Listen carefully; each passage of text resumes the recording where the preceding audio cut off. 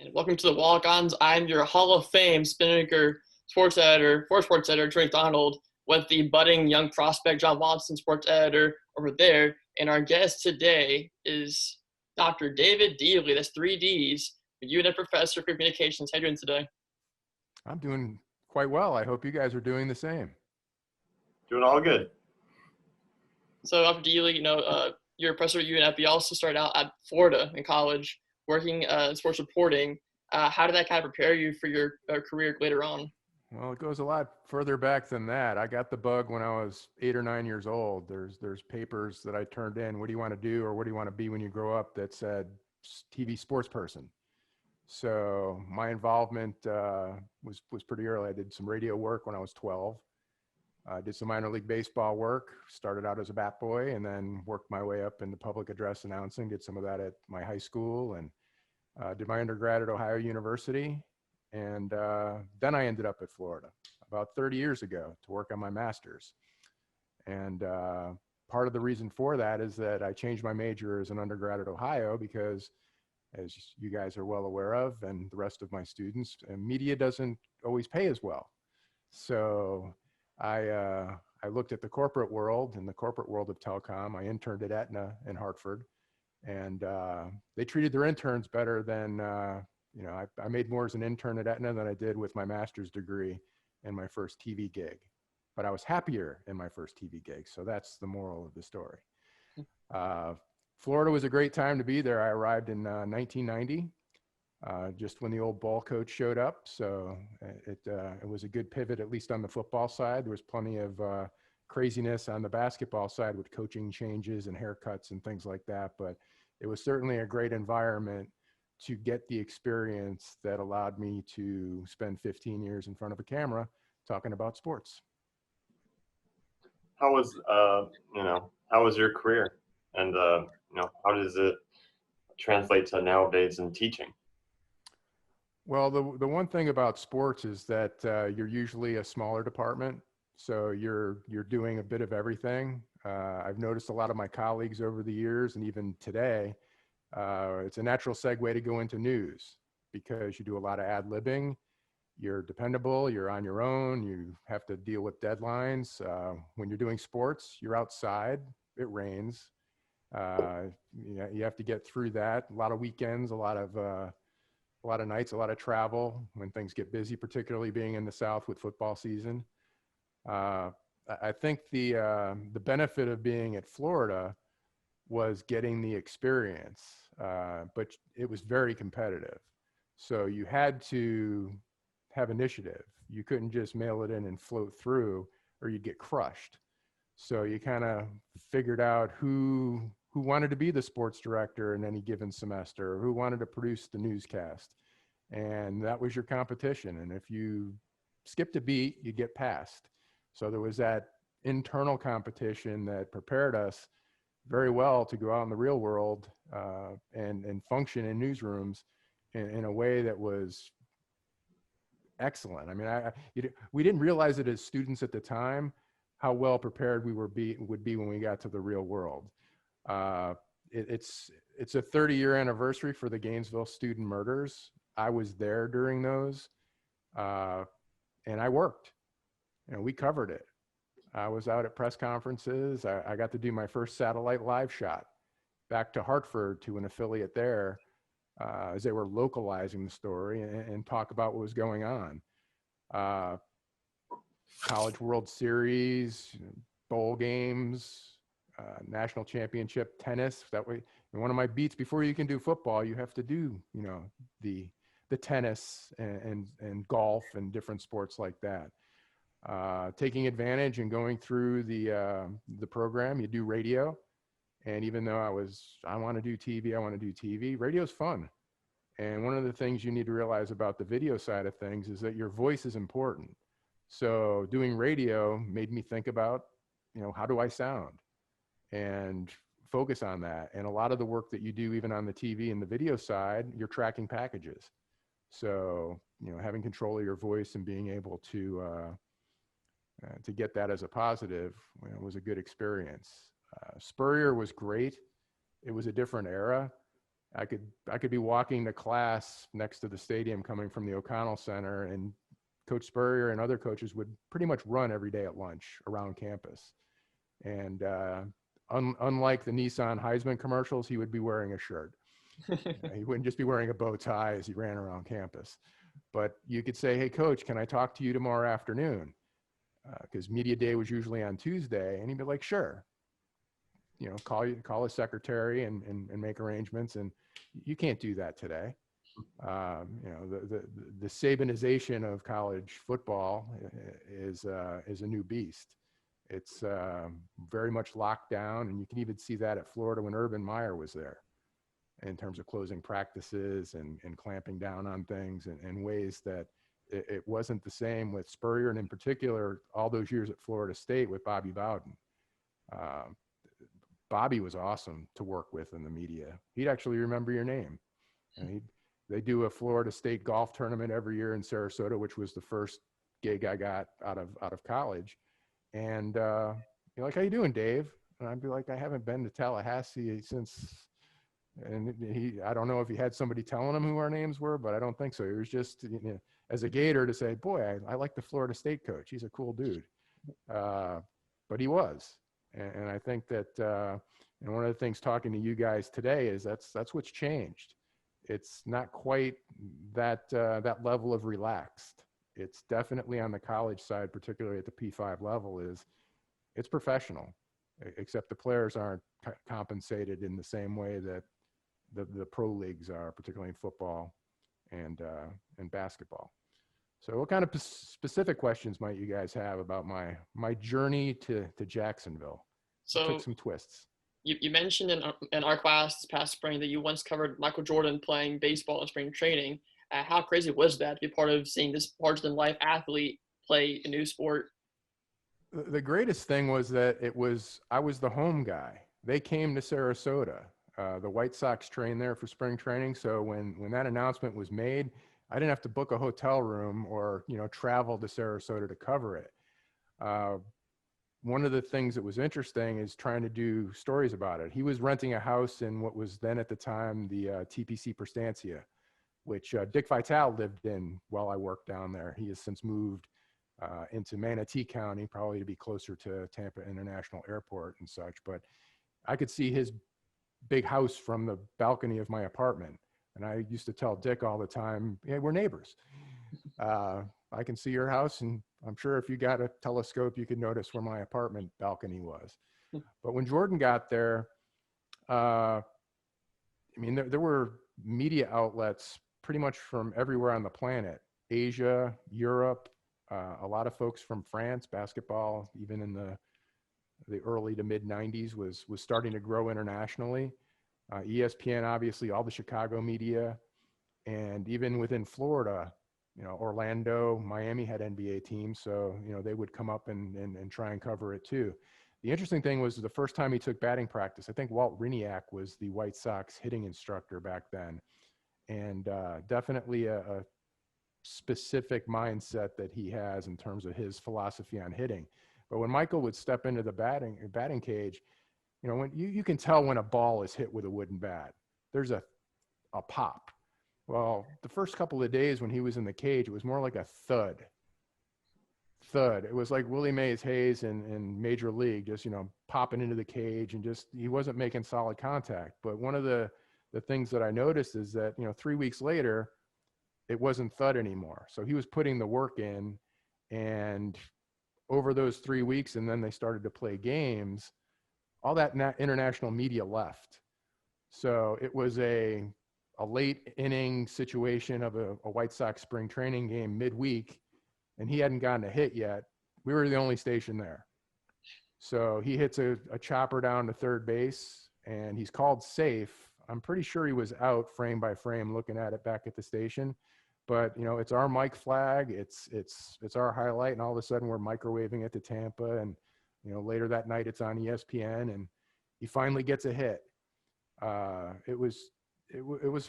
Plus you'd see him around town. You'd see him and Frank Thomas and other White Sox at various places, you know, eating dinner or going out after. Back then, most of the spring training games were during the day. Now with all the regional sports networks, they do like to play their fair share of night games just from a rating standpoint. So the schedule back then for spring training was a lot more, after you finish the game, you were done for the day. You'd get there at 9 a.m, and if you were a star, you're out after the 5th inning, you'd leave. You'd go play golf and then go out. So it certainly has changed. It was interesting to watch the documentaries about Michael playing baseball and seeing, headshots or different. I could tell, hey, that's my shirt with all the scrums, because it wasn't a normal interview situation when he first got there. It was, people on ladders, cameras on top of people's heads. It was your tripod just wasn't high enough to get over the craziness, but it was a fun story to cover, largely, I think, because of the transition and watching somebody that is the best at something else try and he hadn't played baseball since he was in high school. And I think if there wasn't a work stoppage and he actually continued on, he might have made it. I'm not convinced that he wasn't capable of, making the step from, I think he AA Birmingham was where he finished that year, and he was slated the next year to move up. He was definitely making progress. And the one thing, athletically and defensively, he was already there. He could play the game with the glove, and he could play the outfield. It was just, would he hit? And then he started to hit when he was in AA. So it was fun. Another guy like that is Tim Tebow, nowadays at least. How do you think Tim Tebow's doing, being a UF alum? And he's going to the minor leagues of the Mets system. The first thing to say about Tim is that, having been in Gainesville, working on my PhD during his career, is that, and having all that professional experience and markets in Alabama and Sarasota and covering sports for all those years, is that, a lot of athletes have this aura about them. And when you get to meet them and you kind of get a feel for who they are, it doesn't match. My experience with Tim and has been, who you see is who he is. He's that positive. He's that guy. And I think that there is a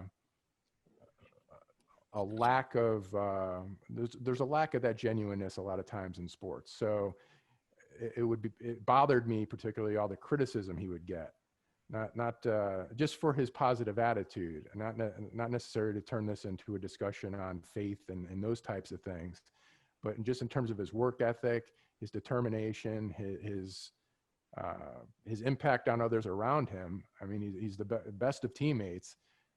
I will say this about my time at Florida when he was there, is he certainly was a balancing element to a lot of the not Tim Tebows that were on those teams under Urban Meyer. And it goes beyond the Aaron Hernandez obvious example. It would have been interesting how Urban's years would have played out, particularly those years, with some guys that were getting in a lot of trouble. It was pretty widespread if you didn't have that guy as your quarterback. That guy is who game day was talking about all the time.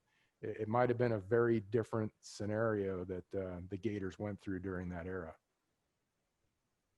My question is, with all this uncertainty about college football, then what are your thoughts on if the big conferences should play? What's your 2 cents on it? I'm all for the NFL giving it a whirl. It's a professional sports league, and those guys are being paid. I have a big problem with college athletes playing at this point. They're not making $8 million a year like some coaches are. And I'm not convinced that it's perfectly safe. And I certainly, as somebody that works around students all the time now, I mean, I'm trying to develop curriculum and hybrid classes and trying to figure out how to keep schoolwork safe. We're wearing masks and we're separated by 10 feet and everything's being wiped down. I don't, and part of it that's bothering me this week is, of course, these folks want to play. but is it the risk? Even covering high school sports, there's two types of linemen. There's obese folks that turn strong and can play, and then there's athletes with big frames that they bulk up.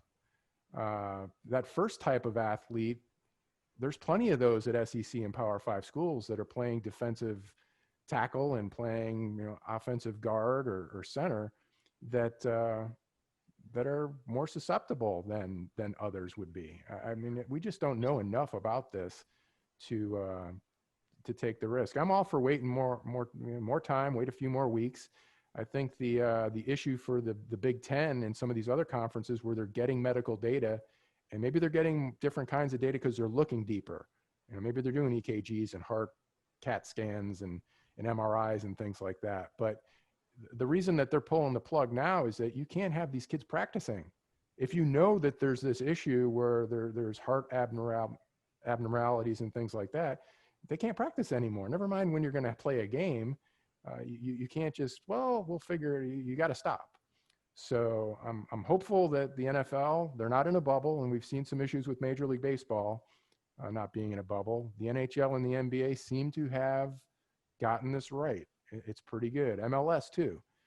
I'm hopeful that we'll have some sort of football. The thing is that if there's no high school football, there's no college football, you're going to have Friday night football, Saturday NFL, and the NFL will fill the week for you.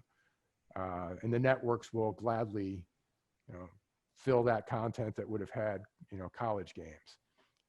I just got an email today from Ohio University. The homecoming's canceled. The MAC canceled football and fall sports. So I wasn't surprised by getting it, but it's like, you're not going to see folks that you see every year, and it's a good day. Fall in Athens is beautiful.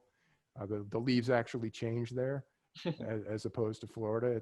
Everything's not green all year. And it's nice when the colors are there as opposed to the ice and the mud and the snow that might happen over the winter.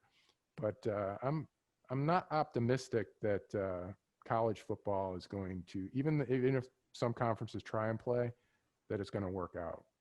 I hope I'm wrong and everything gets cured tomorrow, but I'd much rather have the NFL be the lead dog in this. So UNF doesn't play college football. So do you think the other sports are going to be canceled, or what are your 2 cents on that? I would think so, since not only are conferences canceling football, the ones that are in the Power 5, they're canceling all fall sports. Mm-hmm. And I think that's an important distinction. I don't think you want to protect football players and then have your volleyball players traveling and playing games and things like that either. I think the next major time frame is going to be whether or not, what's basketball going to look like? I know for some conferences, they're already scheduled to start play with conference games after the first of the year. I know that UNF they haven't canceled them, I don't think, travel plans to go out west. And I think one of their pay games against Oregon and some other schools that those are fun trips. But it's a tough sell when if there's no Big Ten football, there's no SEC football, ASUN fall sports pretty much. And I guess you would put the ASUN, I'd put that below high school football in Florida. So if there's no high school football in Florida, how do you play, ASUN sports? Last question is, of all of your interviews you've ever done, what's been your best quote you've gotten from a player, athlete, or coach? Best quote you've ever gotten? Well, some of them I can't say. I couldn't use because of what the content was. There was a lot of laughing. Some of the NASCAR drivers, they like to walk and talk, particularly back in the day when I was covering them. The Rusty Wallaces, the Dale Earnhardts, that level of good old boy, and they would walk and talk, and your camera person and your mic's there, and your camera person's going backwards with 4 other camera people, and half the time I think they just did it to see who would trip and fall, or who they could walk into a light post or things like that. The College World Series was my favorite event to cover. and I know it's evolved from what it was back then at Rosenblatt and everything. The year that I went Florida State, and Miami were all there. I don't even remember who won it all. It wasn't one of those three teams. That LSU? No, it could have been 91. So have your big computer between your ears come up with the answer there. I liked covering high school stuff. There were some character high school coaches that did a lot. The high schools down in Sarasota, Manatee County, were awesome at various sports. Sarasota was a dominant baseball program. Riverview had some success in girls basketball. Riverview, Manatee, Southeast were vying for state titles every year in football. At Manatee, it had folks like Tommy Frazier, Shevin Wiggins, and folks that went on to, both of those guys went to Nebraska. The one Nebraska play that I don't know if it was the fifth down play or not, but something gets kicked up or whatever. It's Wiggins' foot that kicks the ball up that led to Nebraska winning a game at the end or at some point. And then I thought Tommy Frazier was the best college football player to never win the Heisman. I mean, I think Eddie George took his Heisman. Tommy Frazier was the best college football player for 3 years, and Herschel Walker should have won more Heismans. But I think part of the problem for Tommy is that hadn't been broken yet. Well, we need to wait till you're an upperclassman or you're a senior. It was sort of the way it was done now, and that's changed recently. You can, as an underclassman, win the award, but it was sad to see because he was so dominant in high school, so dominant in Nebraska, and then he had the clotting issues. So it really curtailed what I thought he was going to have a pretty successful professional career in Canada as a quarterback. I think he's since gotten into coaching and so forth. Who was the coach at Florida State last year? Willie Taggart. Willie Taggart. He was on those teams. I lost track for a second. So that was a lot of fun. We had first round draft picks in baseball a few years in a row, starting pitchers at Sarasota High. And it's cool covering a high school kid that all of a sudden has $7 million. One week they're at the drive-through at McDonald's. The next week they might be going to a small minor league baseball town somewhere, but their bank account has $7 million in it. What's the, sports reporting in the future? It's getting more digital and more, less print, with videos. Words are still important. We like to read. Yeah, but more important is kind of the days of having a video attached to a story or stuff like that. What do you think is the most important aspect of the future of reporting and sports reporting? Have a varied toolbox. I think and speaking to classes and talking to students, I'm not sure that being a network TV sports anchor would have been my goal today if I was in school. The ability to, for hundreds of dollars, have a home setup, to have this kind of setup when I was a student would have been about $750,000 to $1 million, $750,000 to $1 million to be able to edit at home, get cameras, set up some sort of a studio. The technology has become so affordable that I would have had my own YouTube channel as a 12-year-old. My room would have been a TV studio with I guess there would have been some sort of place to sleep in it. It would have been a sports den, if you will. I think the other options that come into play are teams, leagues, and so forth are doing their own stuff. They're bypassing what used to be called their traditional media. They're reaching directly out, whether it's through their websites, through specialized programming, to their audience, and creating a bond without that. You read the morning paper, did you watch the 6 o'clock sportscast kind of stuff. So I think that's expanding the options for employment in the area of sports media. Now, is it journalism? Probably more promotional, more PR. But if you look at something like Jaguars.com, you have to kind of cover it truthfully, don't you? Or is your fan base going to keep coming back if you're saying, we're awesome? We've lost 5 in a row, but we're awesome, and things like that. So I think the issue there is it's in-house, so you can kind of control the message. You have some editorial control, but I still think you have to do it in a way that you have some credibility. Sports fans are usually pretty fickle, and if you're not doing well, they're going to be complaining and want changes and that whole type of attitude. And you need to program toward those folks. You have to be, grow some thick skin and be playing around in an environment. If you're doing a call-in show or answering, fan mail and things like that in a blog type environment, you need to be honest to the point where you're not going to lose your job. But I think there needs to be some balance there, where it just can't be everything is awesome, we're wonderful, give us your money, go team.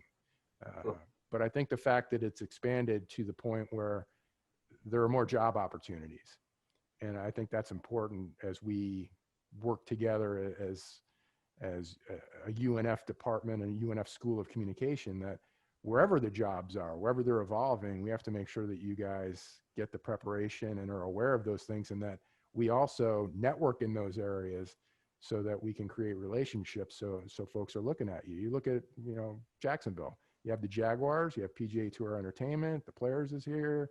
There's a lot of stuff that goes, in the minor league teams that are successful. Not even when their records aren't good, they still might draw 7,000 people to the arena, or, the Jumbo Shrimp doing what they do. There's just opportunities that didn't exist that do now, that I think bodes well for the future of sports media, even though it's not the same as what it was when I entered it. I think it's more exciting. I'm definitely not down on where things are today. We always end our show with this question. That's the best question to have the show. It's, what are your top 3 quarantine snacks? A rack of ribs, a meatloaf, and a pulled pork scenario. And I say that because when you're quarantined, the kitchen's not far away. I mean, in my office at UNF, I have a refrigerator that might have some yogurt in it. There might be some Nature's Own bars, some water. When I walk from here through the kitchen, there's all sorts of things. And so you might eat a bowl of cereal at 7 o'clock, and then you're like, hey, why not some eggs at 10? And you might have 2 or 3 lunches. And then, hey, let's cook. Let's get something on the grill. And, next thing you know, I'm eating a rack of ribs. So I know those aren't snacks, but I think it's indicative of when you're kind of trapped. Mm-hmm. And thankfully I've been running and get out of the house to do some cardio, or, I might have broken the chair I've been sitting in the last 20 minutes. Food's good. We talked to Kelly Sacco. She's a Fox Sports Florida Marlins reporter from the dugout. She said kale chips, and we were flabbergasted. We were like, are you serious? You choose kale chips for your choice? Well, I'll give you a snack. If you're going to get Ruffles potato chips, you get some sour cream, put some Lipton onion soup mix in there, and mix up that onion dip. That's a pretty powerful combination. If you're going to do salsa, get some grilled stuff and make your own. That would be my suggestion. Write down, John. Yeah, got to be very versatile, but not with those kale chips. Sorry about that. That's gross. Yeah, I'm not doing any kale. Nope. That's something that manatee should be eating. I think that we're all out of questions, but thank you for your time, Dr. Deeley. I hope you have a great day. Oh, you guys do the same, and it was fun. Have me back sometime when we can actually talk about college sports being played. Yes, please. Hopefully. Be well, guys. All right, thank you.